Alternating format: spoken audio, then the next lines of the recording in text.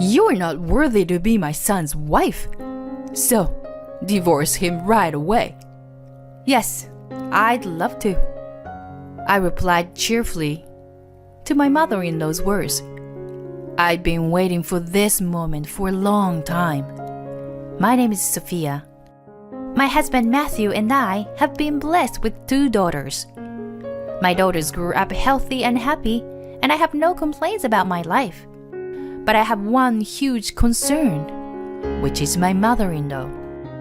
My mother-in-law is an expert bully and obsessed with the idea of being the eldest son and heir. My husband is the eldest of the 3 sons. He was the first to get married and the first to have children. Our older daughter was my mother-in-law's first grandchild. But we don't need a girl. Why can't she have a boy when she is the eldest son's wife? "Mom, a child is a gift. There's nothing you can do about it. So don't talk like that." "Well, if you say so." My husband defended me, but my mother-in-law wouldn't even hold my daughter. I knew she wanted a boy, but I thought seeing the face of the first grandchild would change things a bit. I never thought it would be this bad. Who are we to be concerned about boys and girls nowadays? And my mother-in-law's sarcasm escalated when I gave birth to a second child, a girl. "It's really disappointing that you came to our house and can't produce an heir. What a useless wife you are. You must be a useless person with a rotten nature. That's why you can't have birth to a boy. If you had a good wife, you'd have a boy. I've given birth to 3 boys. No, it has nothing to do with that. If she thinks she is right to say such a thing, she's out of her mind. Besides, why weren't you born a boy? I really wish you had been a boy." "Grandma, I can't be a girl. Am I bad?" "You're not good at all. And you're not so clever like your mother." "Hey, please, stop it." "What? I was just telling the truth."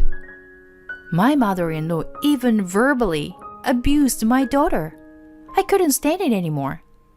I told my husband in tears that I didn't want to go to in-law's house. She said horrible and hurtful things to our daughters. I can't let our daughters see your mother anymore. Okay, I got it. You don't have to go to my parents' house." "Thank you. I'm glad you understand." "But we can't miss New Year's gathering, okay?" To be honest, I didn't want to go, even for that New Year's gathering. But it's a once-in-a-year thing, and my husband is the eldest son, so I had no choice. Anyway, I try not to have anything to do with my in-laws other than that.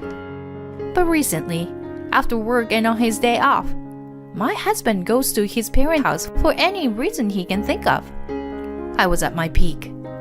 Even though I am a stay-at-home mom, it is hard to take care of my daughters and do all the housework alone. I am working tirelessly to take care of the house and the children. And yet, I can't understand why he is relaxing at his parents' house. "Where's Daddy? Why won't he play with us?" I think he's at Grandma's house. The girls are getting nervous about their dad isn't home. You haven't spent time with the girls lately, have you? They miss you so much. You are a father. You should spend more time with your daughters. Stop nagging me. I'm trying to defend you from my mom wanting to have a boy. So don't be selfish. It's harder for me to stand in between you and her. And I'm tired from work. Most wives in the world would work things out with their in-laws. You should be able to do it to begin with. When I talk to my husband about my daughters, he gets mad. Is it selfish of me to ask him to spend time with his daughters? What my mother-in-law is doing to me and my husband and my daughter's situation are not the same thing. I began to have bad feelings toward my husband, who lost his temper over such things. Then, the family gathering came, and we went to his parents' house as planned. Every year during New Year's, all the relatives got together. My husband's younger brother had a baby boy recently. The youngest brother, the third son, just got married. My mother-in-law doesn't let go of the baby boy. It's a relief that we have an heir. Finally. Good boy. You're the heir. My mother-in-law never treated my daughters like that. As long as it's a boy, she's happy. Now, you wives, get the dishes ready. It's your job. My mother-in-law told us to serve the food and to pour the drinks. While my mother-in-law, my husband, his brothers, and relatives were enjoying drinking and chatting, we were working behind the scenes. And you, girls, go to the kitchen and learn how to cook or something. It's okay. You don't have to. Stay with me. Our daughters were also about to be sent away to the kitchen by my mother-in-law. I can't believe she doesn't hesitate to show that she loves the boy and hates the girls. It's terrible. She treats them like that? Oh, yeah, that's her. It happens all the time. I just couldn't believe my eyes. She was terrible. Oh, it's your first year, huh? That's what she is, unfortunately. I'm fed up with her pushing me for a grandchild or an heir. We happen to have a boy, but I don't think it's fair to say that he's cute because he's a boy. She kept telling me to give birth to a boy from the beginning of my pregnancy. She's serious about it, isn't she? My mother-in-law's attitude has made all the wives feel uncomfortable.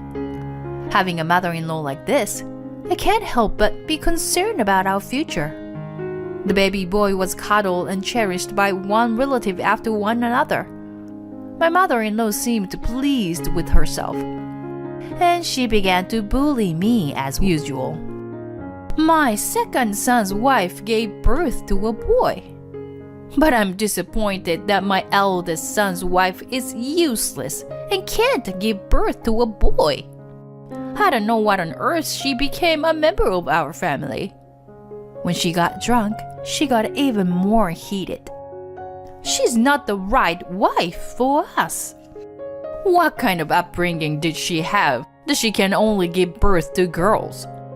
You should divorce her and get a new wife. Mom, what are you talking about?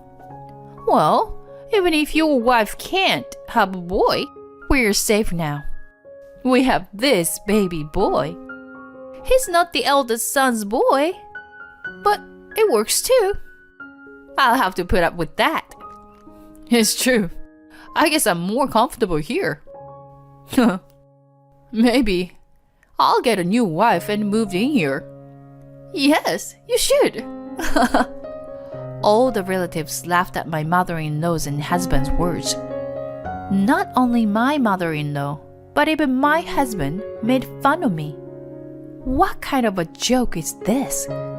This can't just be a joke because of the alcohol. I wish my husband would stop fooling around and comes to his senses. That was terrible. Saying stuff like that and laughing all together. Oh my gosh. My husband is laughing too. Yes, they are all insane. Every one of them are. We're completely pissed off. The three of us decided to have our revenge. And a year passed by, and another new year is here. As usual, all the relatives gathered at my parents-in-law's house. Hey, you! Bring more bottles of wine here and start cooking. Girls, go to the kitchen. Hush now. And you, my sweet little boy, look how handsome you are. You are the heir of this family. As usual, my mother-in-law keeps the wives busy. and pushed my daughters into the kitchen, having the grandson by her side, and all the relatives are happy to see him grow up.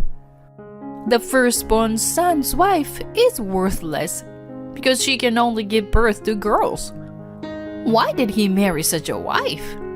It's a fraud that she can't have a boy. My mother-in-law's usual bully has begun. And then, you know what? You are not worthy to be my son's wife. So, divorce him. Right away. When you are done serving the food, go home. Pack your things and leave. You can take your daughters with you. They maybe become an inconvenience to my son's next marriage. What a sudden declaration. I was surprised by her unexpected word. But it might be a perfect opportunity. Okay, I'd love to.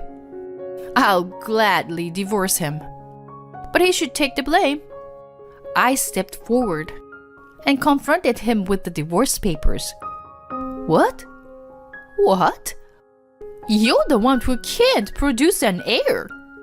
Even if it's the case, I am still his wife. A wife is a wife.